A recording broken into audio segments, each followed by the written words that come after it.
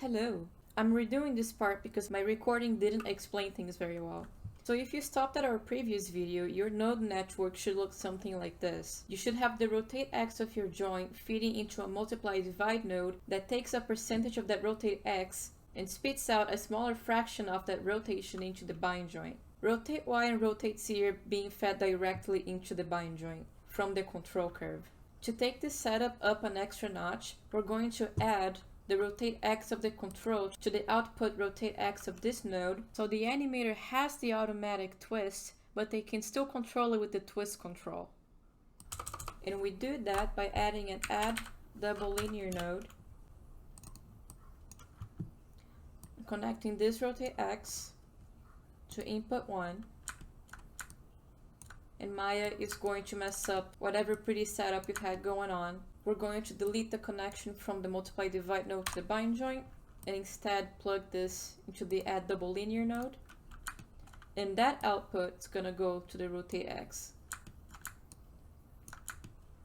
And there you have it. Rotate this plus this, it also rotates. I think that is a better setup than what I gave my animator. I should probably fix that. Let's go ahead and do the same for the rest of the joints.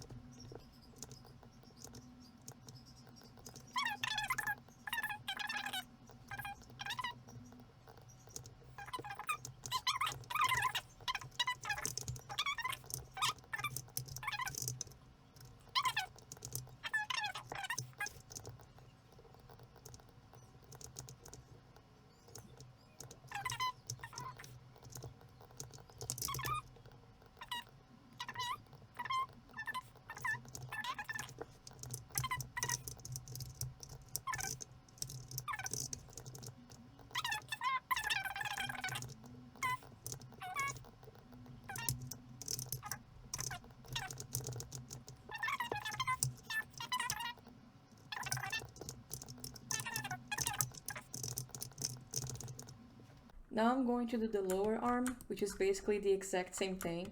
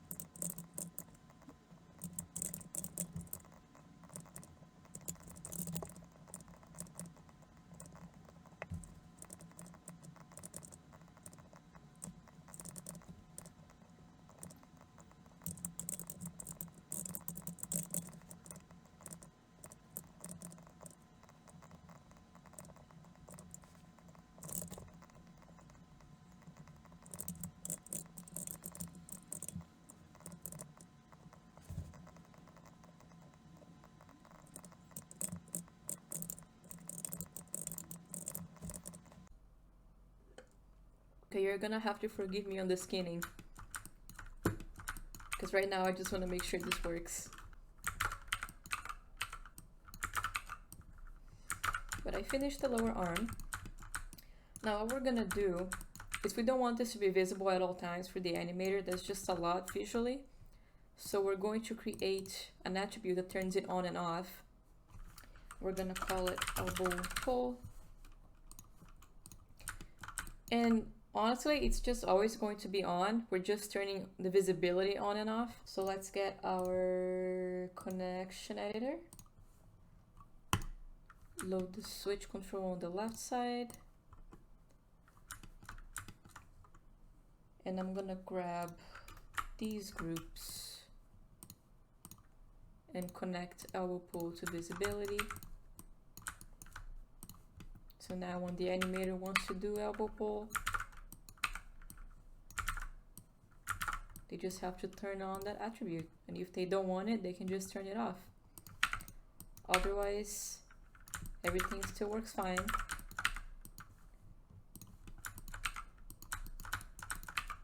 Ooh, I just have to fix the skinning. But in theory, everything works. And the forearm should supinate accordingly. This was a tiring video to make, but I hope you enjoyed it. And I hope you learned a thing or two.